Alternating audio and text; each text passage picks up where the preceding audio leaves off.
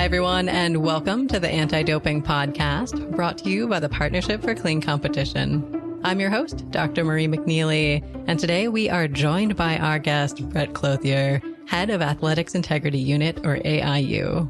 And listeners, if you're interested in learning more about the history and general operations of Athletics Integrity Unit, I recommend checking out our interviews with AIU board member David Howman in episode 4 and episode 108.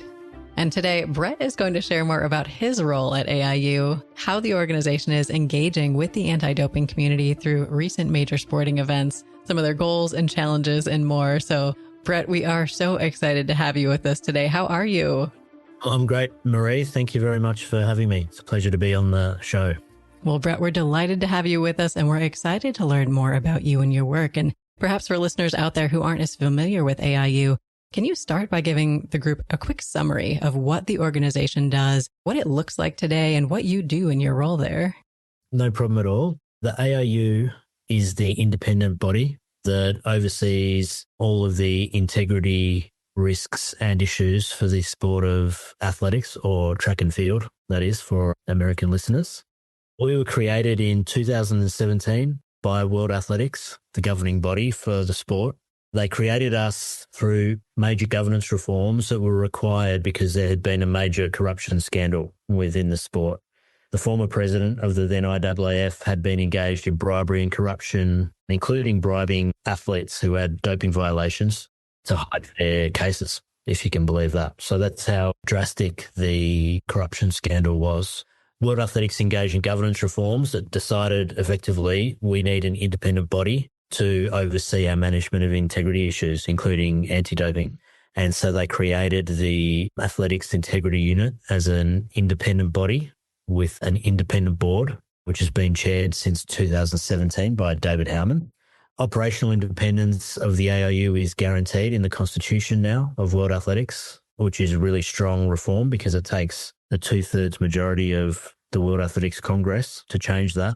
Our organisation oversees all the major integrity issues of the sports, and anti-doping is probably the most significant, but also issues like gambling and match fixing, age manipulation, competition manipulation, safeguarding, all come under our remit.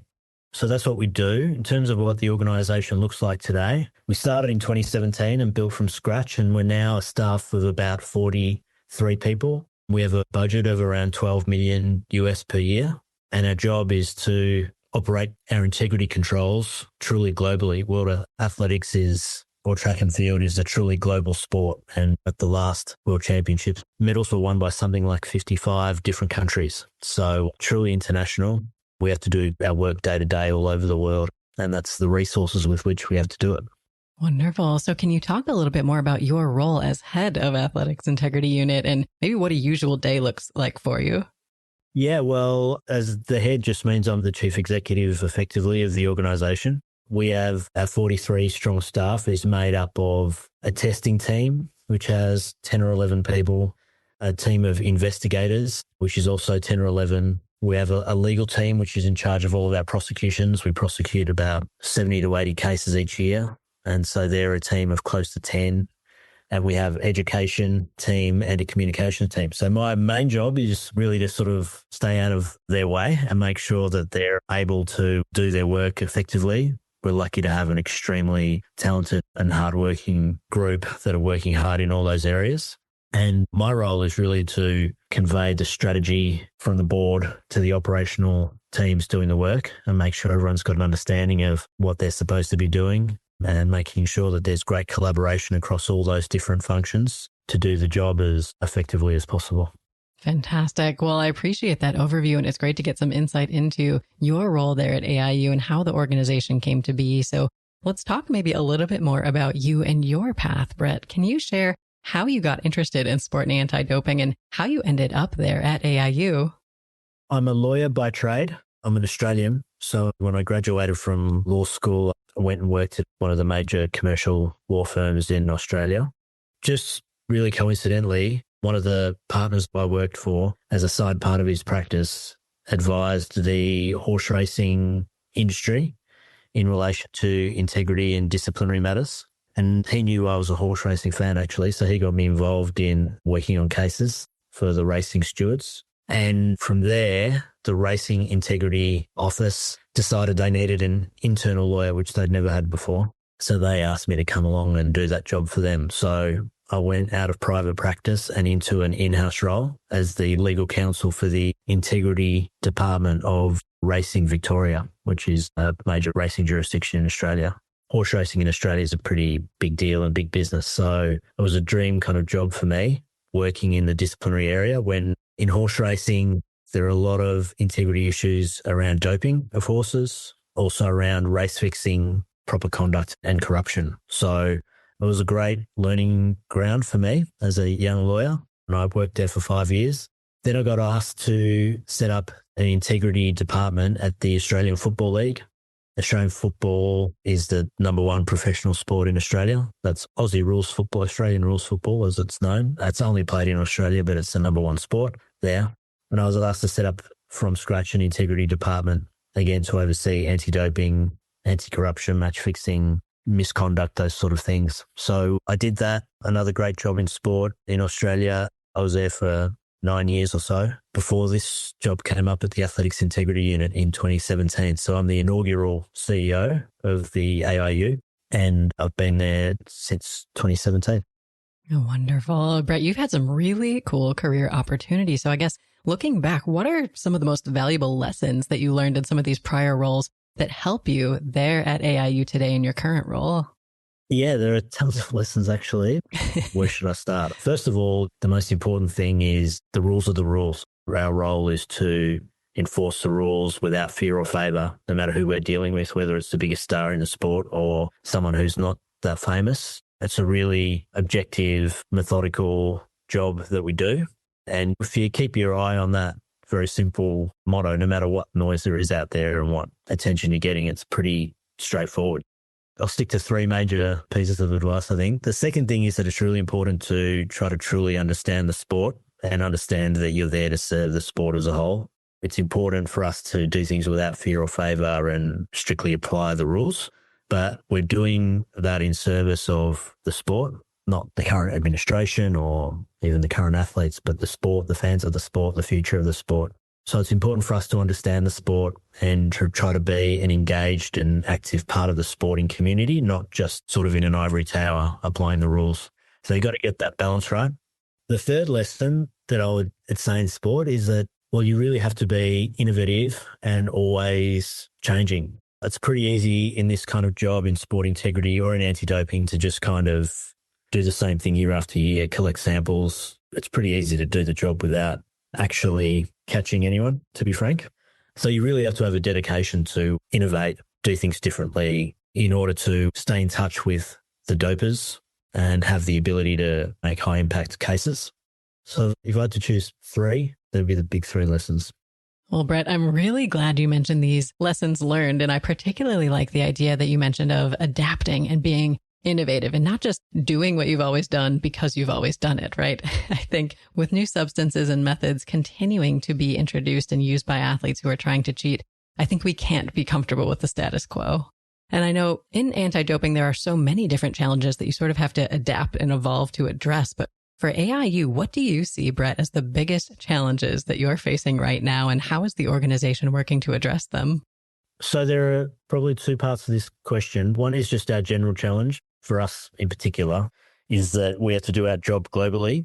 One, there are in our registered testing pool, and for those listeners that need to understand that, they're the athletes who are required to give us whereabouts that we can test out of competition. So we're really talking about the top athletes of the world. In most of our disciplines in track and field, we focus on the top 10 effectively in their discipline. So in those athletes, we have athletes from 90 different countries. So we have to operate globally, being able to test those athletes at home, but across the globe. So one day we're testing in Ethiopia, the next in China, the next in Brazil, the next in Ohio, wherever it is. It's really seriously challenging to be able to have the scale required and the resources to actually operate in an effective way in all those different places, whether we're doing really effective testing or really effective investigations. It's just a major challenge of who we are as an organisation. That's the general thing. A specific challenge in anti-doping right now, quite frankly, is detecting the substances that are being used.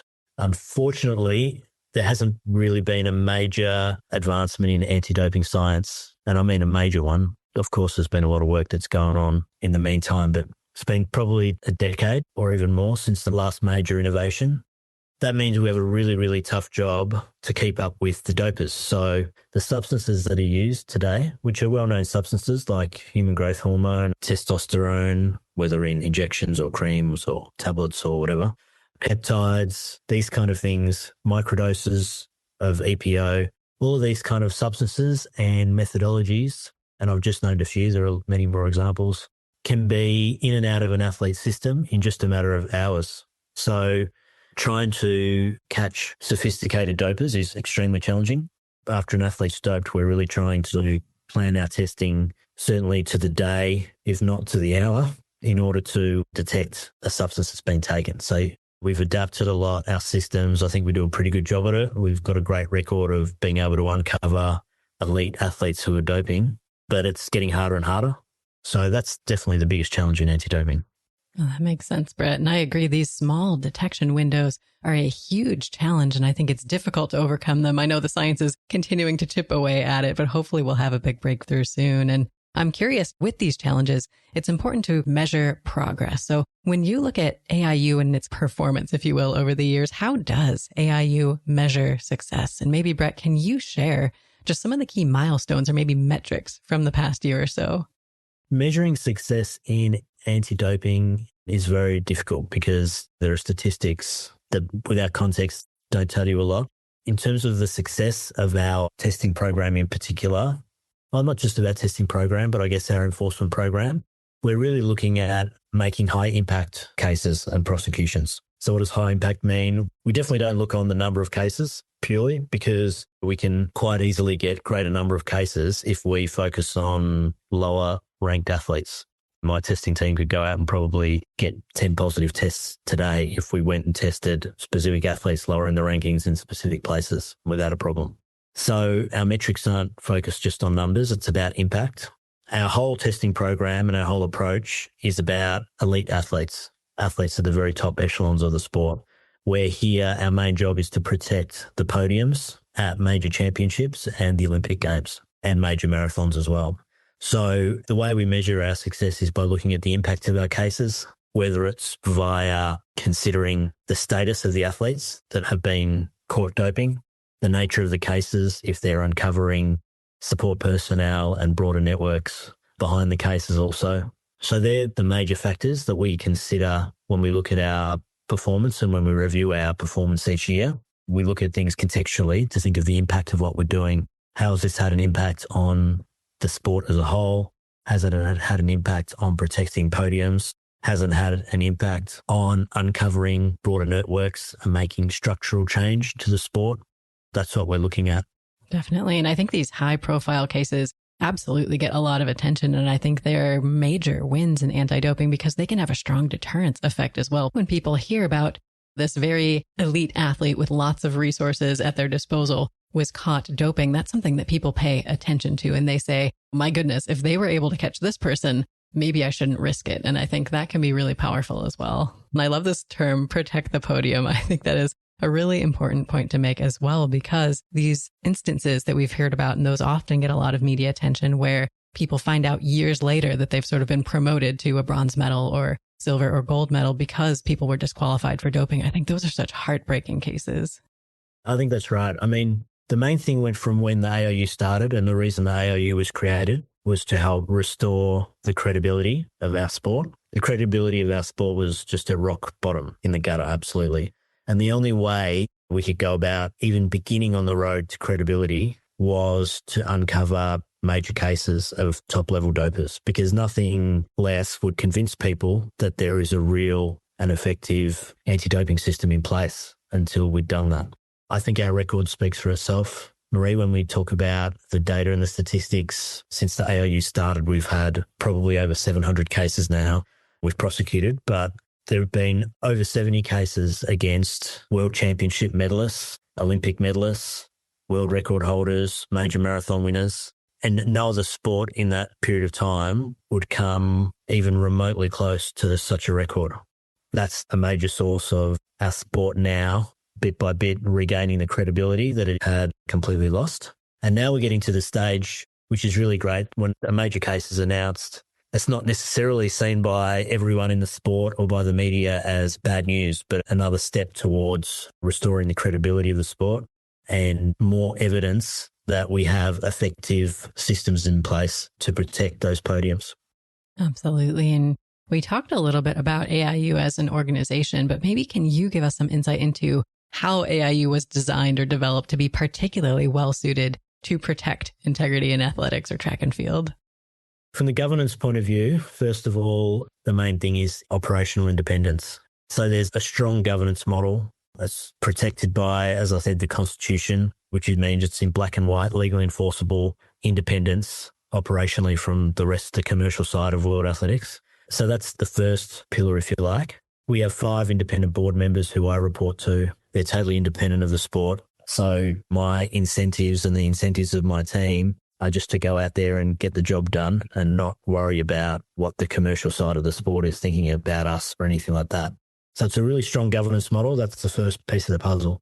Resources, World Athletics fund us with $8 million a year. And since we started, we've grown that total funding to $12 million a year. And that's through reaching partnerships with the commercial sides of our sport, mainly the road running industry. So all the major marathon races and road races around the world contribute above and beyond World Athletics funding to ensure that we can have an effective anti-doping program for the marathon and the road races. For those who don't know, the marathon is the most commercially successful aspect of the sport. There's a deep pool of professional road runners who are competing for great prize money and commercial opportunities week to week throughout the year. So someone who's ranked 100 in the marathon is actually a very successful pro athlete, whereas someone who's maybe ranked 100 in the long jump doesn't have anywhere near the same financial opportunities. So we needed to find a solution to manage the marathon doping risk effectively. And the great thing is the marathon as an industry came together to provide additional funding for the AIU. So we have a reasonable amount of resources that allow us to do the job. We could always use more, that's for sure. As I said before, it's a difficult environment, anti-doping these days, but we've had a decent amount of funding provided to enable us to do the job. So then finally, it's the structure and the way we work at the AIU as a team to tackle the global sort of environment. We, right from the start when we structured the AIU, we knew that being intelligence-driven was going to be the key to our success in everything we do. So it's not just a matter of, given we're chasing a needle in a haystack, if you like, with these small detection windows, it's absolutely crucial in our approach to have the right test at the right time for the right athlete. So there's a huge amount of effort that goes into our test planning, which is all intelligence-driven, highly individualized testing plans for each athlete. Each test is planned to the minute, and that's the only way you're going to have any chance in uncovering doping on the testing side. Couple that with a really strong investigation team that can lift the lid underneath the doping that's uncovered, that can also properly interrogate and investigate the various explanations that are given in doping cases, and that can also have a global network to uncover intelligence that can help out anti-doping efforts. And those teams combine really strongly with our prosecution team. So the idea is to have a seamless and coherent enforcement function between those 3 teams.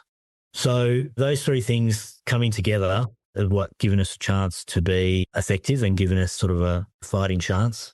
There are various other things that we needed to implement to, in the broader context, the broader environment, to allow us to get on with the work and do it. So one thing that was a big weakness when we started in anti-doping was that we really didn't have enough support from testing at the national level, we found. So we would turn up to World Championships, say 2017 in London, and there were very successful teams sending athletes to those World Championships that just didn't have anywhere near enough testing at the national level.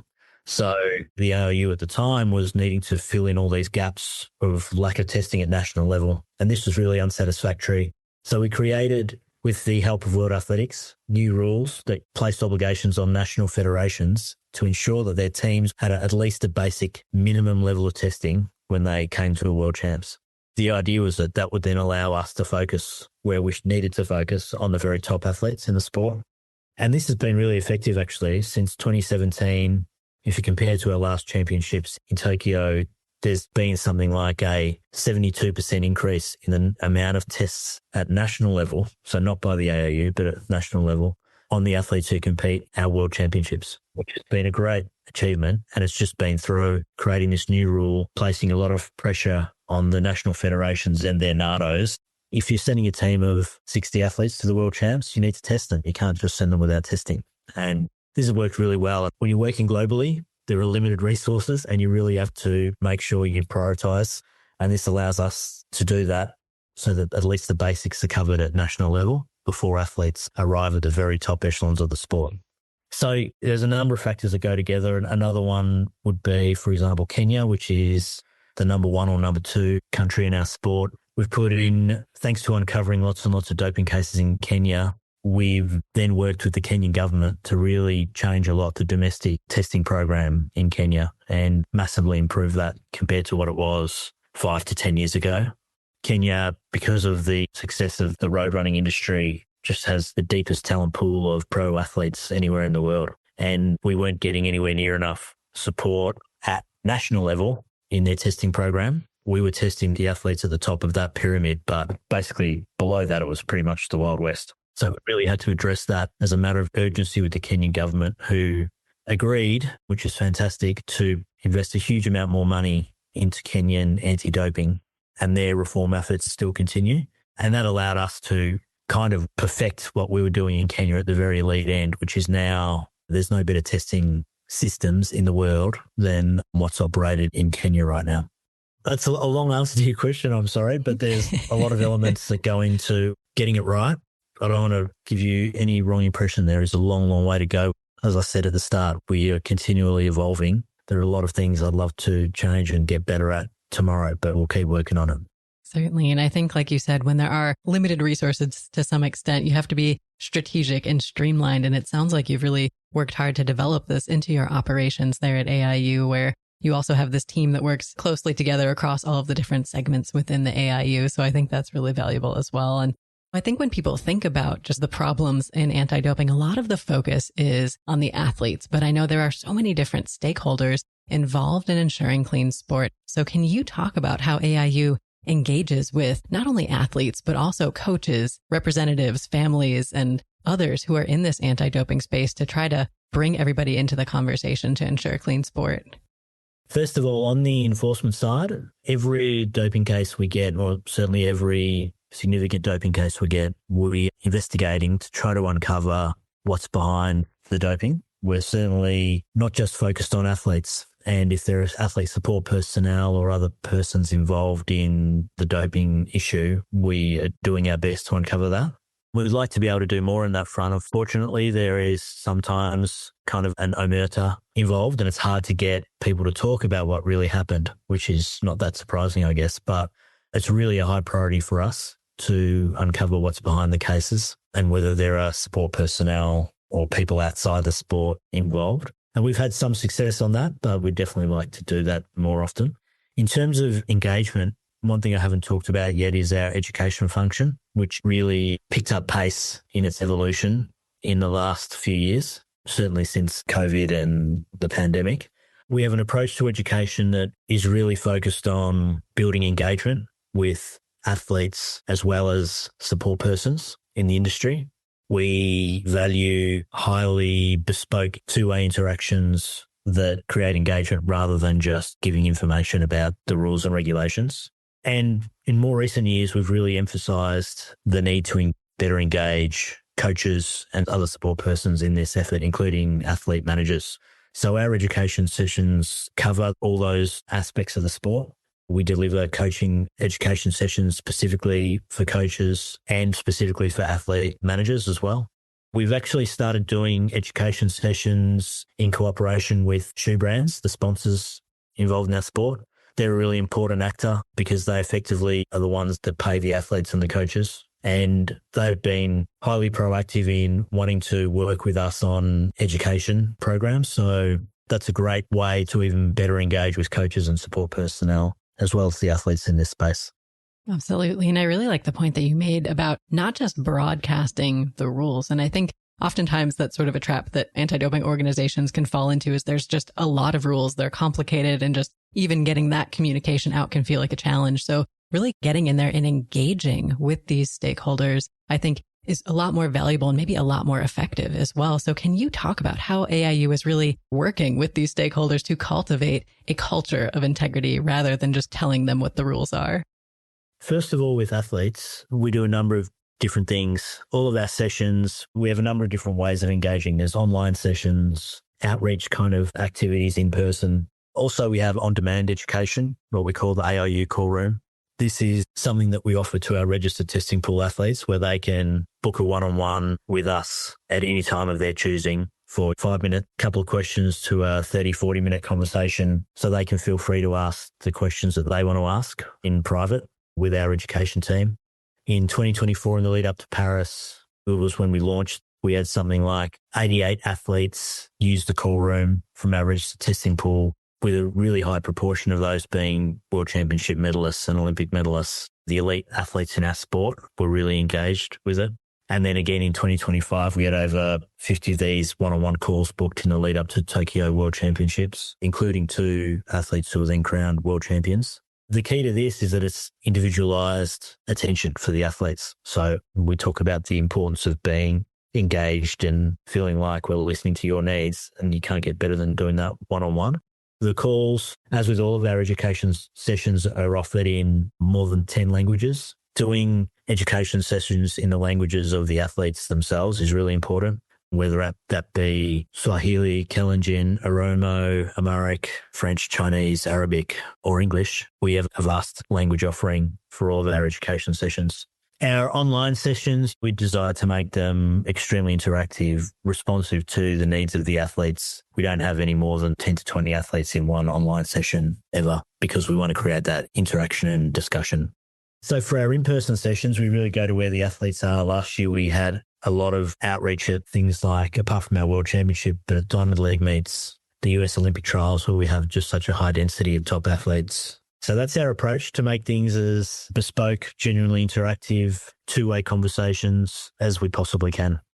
Very cool, Brett. I appreciate you sharing that. And earlier you mentioned this idea of partnering with shoe brands to help because they are playing such a big role in the space. And I think there's a lot of other organizations in the space as well. Obviously, the Partnership for Clean Competition is a stakeholder, the World Anti-Doping Agency, the National Anti-Doping Organizations. How does AIU work with all of these different partner organizations to help ensure clean sport? Anti-doping really relies on those partnerships all working well and effectively. On a day-to-day basis, we're interacting with all those different organizations. We often are doing joint investigation activities with the NADOs, particularly those where we have a lot of athletes. But we really rely on NADOs in that respect. We always have to have the ability, the capability to do our own investigations, even with no NATO involvement. But obviously where it's efficient and it works well, those partnerships are crucial. We're constantly coordinating testing efforts with the NATOs. Generally, we focus on the very top athletes in a country, and we ask the NATOs to focus on the next tier below so that we can broaden the coverage of the testing over a large cohort of athletes. So we're coordinating those kind of efforts with them on a day-to-day basis. Absolutely. I think these partnerships are critical for ensuring that we are protecting clean sport. And I think for our listeners out there, it can help to put things into context to talk about specifics. So I'd love to dive into some of the details of some recent major athletic events to talk about what AIU's role looked like. So I know last fall, AIU played an important role in the 2025 World Athletics Championships in Tokyo. So Brett, can you go into some detail about what just went into preparing for this big event? Yeah, sure. So most of the hard work is really in the months and months leading up to the event because it's the major focus for the athletes in our sport. So from an anti-doping perspective, our big focus is on the out-of-competition testing program that leads up to that and on the investigations and prosecutions that are leading up to that to make sure that by the time we get to Tokyo in September, the competition is as fair and clean as possible. So that's where most of the work is done, just really from November, December of 2024 to September of 25 when the World Champs is on. That's what we're working on. And There are a bunch of major cases announced by us throughout 2025 and in the lead up to the event, and indeed right up to the very eve of the event where we announced sort of major case outcomes in cases involving Arian Knighton and Diribe Weltaji, where those athletes were suspended or their suspensions were confirmed right before the event. So that's kind of what you're working on. The process goes for months and months and months, and there's always a flurry of cases right before an event like that because everyone is trying to, whether it's the athlete appealing or whether it's us prosecuting cases, you're trying to get the cases done and sorted out before the event takes place. Then on the ground in Tokyo, there's a huge amount of, we have on the ground our testing team there doing the testing program, pre-competition and in competition on the ground in Tokyo. They're working closely with our intelligence people and also our scientists who are analysing the testing results to make sure that the right tests are done on the right athlete. While we're in Tokyo, we've got investigators who are conducting investigation activity on the ground as well for all sorts of things, not just anti-doping, but also, for example, safeguarding or other issues.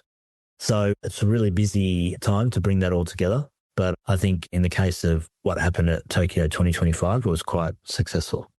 Wonderful. And I know in the midst of this almost year-round preparation for the next World Athletics Championships, you're also, as you mentioned earlier, focused on some of these major marathons as well. And I'd love to talk about these because I know there were some headlines recently. I know Kenyan marathon runner Sebastian Sawe made headlines for voluntarily engaging in a strict protocol of extra testing ahead of the London Marathon just this past April. And also it'll continue on to the Berlin Marathon in September. So Brett, can you comment on just the significance of this decision, what it meant for AIU, and what it means for athletics more broadly, particularly in light of Sebastian's record-breaking performance in London? I'm happy to talk through that. So in 2025, we announced a major case, Ruth Chepngetich, who had broken the world record in the 2024 Chicago Marathon. She'd broken the world marathon record. She tested positive in March or April of 2025, which was big news in the world of the marathon. I talked earlier about the fact that in the marathon industry, all the races have come together to provide more funding so we can do more testing in the marathon. And over the years, because of that extra funding, we've uncovered lots of doping in the marathon event. The good thing about that is that the reason we've been able to do that is because the industry itself is really serious about tackling doping. So they're funding us to do the job and they're happy with the job that we're doing and the fact that we're actually uncovering doping. I mean, I think you have to be quite naive to think that in sport, no cases means no doping. That industry is mature enough, gets it enough to know that we're much happier uncovering doping than the alternative. So following the Ruth Chepngetich case, which obviously is a big shock and major news for the industry, we also had a case against Albert Correa, who was a previous New York Marathon winner and multiple times on the podium. So these kind of cases really brought home to the industry the need to seek credibility over the podium finishes. And we had a lot of people approach us as the AIU after those cases to say, what can we do to further improve? We're actually glad you're uncovering doping, but we want to catch these dopers and get them out of the sport even more and even sooner in their careers. What can we do? And one of the people that approached us was the management of Sebastian Sawe, who said Sebastian is sick of having, as a Kenyan, he doesn't want his performances to be questioned.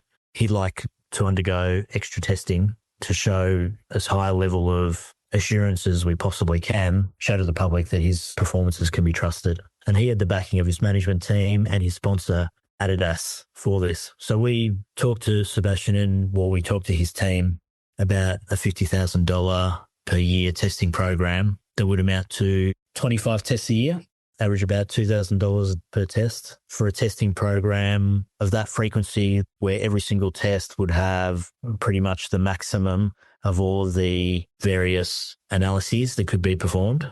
The important thing about such a testing program is that while funded by Adidas, of course, it's going to be totally controlled independently by the AIU for no notice out of competition testing.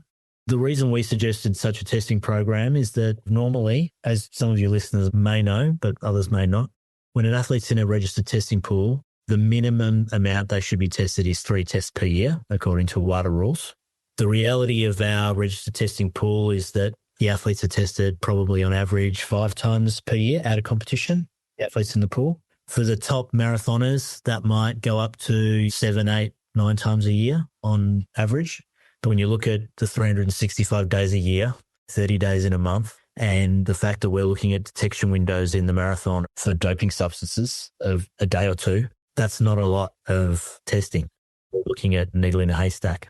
We've showed, thanks to our testing capability and our intelligence systems, that we're really capable of catching top-level marathoners. And indeed, we've caught many, many top marathoners, world champions, world record holders, and major marathon winners over the last few years before these cases against Ruth Chepngetich and Albert Correa. But what we would like to do and what we think is necessary for the sport is to catch those marathon winners quicker, sooner, before the major accolades pile up. So in the case of Ruth Chepngetich, she'd won 3 Chicago marathons, I think, and she was a world champion as well. In the year that she broke the world record, she was tested out of competition 15 times, which would be right at the absolute top of any athlete in any sport for out of competition testing.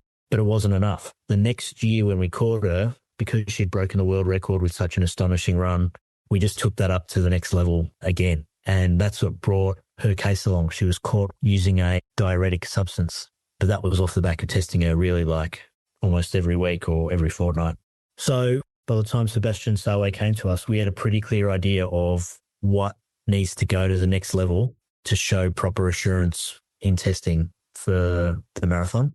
We said, well, our testing program's good. No other sport has the record of actually uncovering doping that we do, not even remotely close. But if we're going to uncover at the moment, with the science being as it is, with the detection windows being that they are, the fact is for Ruth Chepngetich, for Albert Correa, it took us 4 years to finally catch them. So if we want to improve things, we need to do more frequent testing.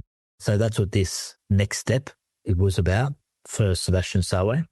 The marathon in particular, the doping in marathon used to be big doses of EPO and you get amazing performances with improved endurance. But now it's all about improving training, being able to train harder, being able to recover better, being able to do more kilometres in a week. And so that really lends itself to the sort of doping that is hard to detect with small detection windows. So that's what we're really trying to pursue when it comes to doping in the marathon. So that's what we said to Sebastian, what we need. The great thing from that athlete and his sponsor and his management team is that this was their own initiative. They're concerned about the credibility of the sport and they wanted to do this and fund it. I think the next step now is that everyone saw after Sebastian Sawe broke the world record in London that the performance was, and this is now where we're up to April 2026, because he'd been subject to such a tough anti-doping regime, his performance was met with a lot of credibility, positivity, certainly in comparison to what Ruth Chepngetich's world record performance in 2024 had been. The next step for this is really, I think, hopefully for this to be pursued collectively so that we have a broader range of the elite athletes being tested in a similar way to Sebastian. So we have a sustainable long-term funding solution so that we can really increase the frequency of testing for the top marathon runners. The idea is when we catch dopers, they don't have necessarily a long list of accolades that have already piled up, and we can take them off the board, if you like, much more quickly in the future. Certainly. And I like that you brought up this idea that there's sort of two sides of the coin, right? The extra testing will help you catch more doping athletes, but also for clean athletes, it helps them better prove that they are performing clean. That's their accomplishment themselves, not something that they achieved through doping. And I think that is very, very important for the reputation of these clean athletes. Absolutely. 100% agree. The clean athletes benefit in two ways because it gives them a much better chance to finish on the podium themselves. It gives them a level playing field and better opportunities. But yeah, also it gives their own performances more credibility and therefore more value. I think the marathon industry really sees the improved integrity in the sport as an asset to be invested in. And I think that augurs well for the future of anti-doping in this part of the sport. Definitely. And Brett, I know in addition to the marathons and the World Athletics Championships, we're also thinking about the Olympic and Paralympic Games as well. So thinking ahead to the LA 2028 Games, can you describe how AIU contributes to ensuring fair sport in the lead up to the Olympic and Paralympic Games and whether this differs from other events? Yeah, so we're not involved in the Paralympic Games at all. But the main thing with the Olympics is the biggest prize and incentive and goal for all the athletes. So the incentive to dope is higher. There's no question about that. And we've seen that over the years. So everything is on the line in the lead up to an Olympics, as it was in Paris. It will be with LA. And so in sort of the cat and mouse game, a cheating athlete or a cheating coach is always weighing up the risk of getting caught with the benefits of doping and thinking about how they can get away with things. And the big difference in the lead up to the Olympics is that the incentives are high. So people take more risks and there's more on the line. So it'll be really, really busy in the lead up to LA. A huge part of our job, as I said before, with the World Championships is the lead up period and all the out of competition testing. When it comes to anti-doping, everything's really, really significantly heightened in that period, whether it's athletes taking more risks with doping. When we have cases, they're more hotly contested and more likely to be appealed. So there's a lot more activity in the lead up to an Olympics. And then on the ground in LA, we have a great working relationship with USADA. We do a lot of joint investigation activity and intelligence sharing. So we'll be working really closely with them as partners in the lead up to LA, as we always do. And then once the game starts, the International Testing Agency also comes into the picture, the body that will do the actual in-competition testing at the games. And as we did with them in Paris, we'll work closely with them also, as well as USADA. It's really on the testing program that happens in athletics in LA, but also on any investigation activity that needs to be undertaken also. Definitely. Well, it sounds like you've got your work cut out for you over the coming years. And I guess just looking more generally towards the future, Brett, what are some of the key focus areas or goals that you have for AIU? I think our job, and I'll keep this just focused on anti-doping centres, we're on the PCC podcast. Mm-hmm. There are a few key areas. I mentioned earlier, to do our job well, we need to have scale and have enough size to be able to effectively work all over the world.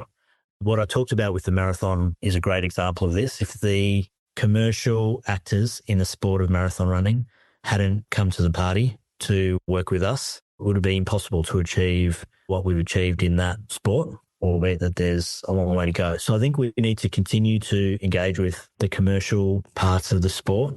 The sport of athletics and track and field is very different to say a pro sport, in that the body that has the regulatory function, World Athletics, and for our side, the AIU, it doesn't have commercial control of the entire sport, right? So the main source of income from athletes is their shoe sponsors. There are many, many major races and track meets that are independent commercially from World Athletics. So if all those other commercial parts of the sport aren't involved in protecting the integrity of the sport, there's a misalignment there. And to be frank, the future would be very grim, because you just don't have the financial muscle to do the job that needs to be done to protect the integrity of the sport. So we really need to, as we've done in recent years, continue to work with and engage all the commercial parts of the sport to get them to contribute to the integrity effort, so that we can continue to scale and grow our programs in the way needed to protect the integrity of the sport. So that's one challenge, and it's one we face jointly with the whole athletics industry. Other challenges, and this is most relevant to the PCC, is I think the challenge of research. We really need to probably, as with the AIU, take a much more proactive hand with organisations like the PCC and all the PCC's partner organisations to take the research in anti-doping science to the next level. What that looks like exactly, I'm not sure, but we're, ready to play our part. There wouldn't be another organisation that has as many cases as us when it comes to top-line athletes who are caught doping. So we have a great insight into where the blind spots are, what needs to be looked at next, what the priorities should be. So we'd love to take a more proactive approach with the PCC and its partner organisations, with WADA as well, in the next stage of research. That's just crucial to us.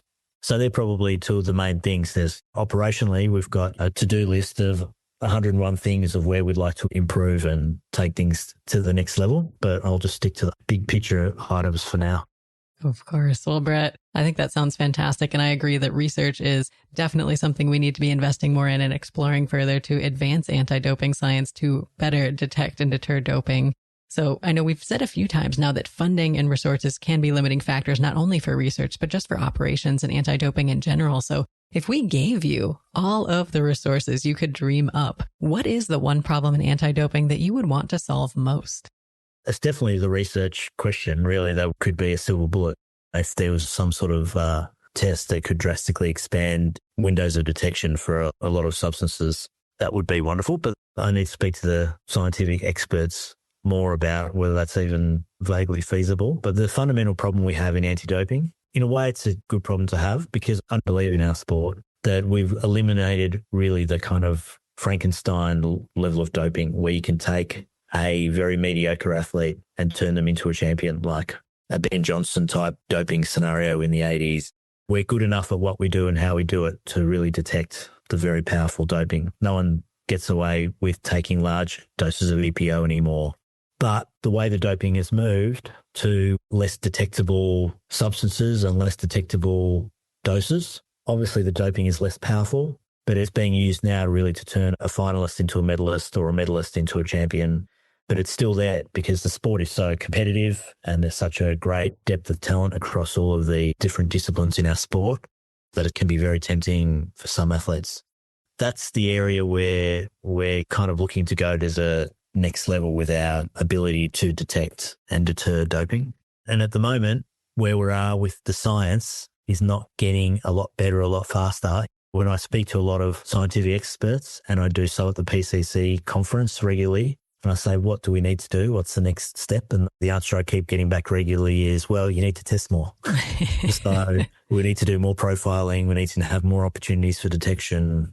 So that becomes a resource question. It can maybe help direct our research efforts as well. Maybe rather than dreaming up a magic test that can detect everything, we're really talking of maybe the next stage is making testing more affordable so we can do a higher frequency of testing, less intrusive for the athletes.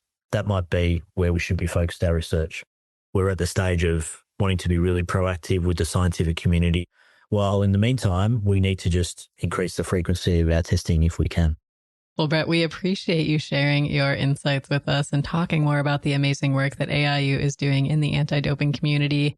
If our listeners want to learn more, though, about you and the work that AIU is doing, what is the best way for them to get some more information?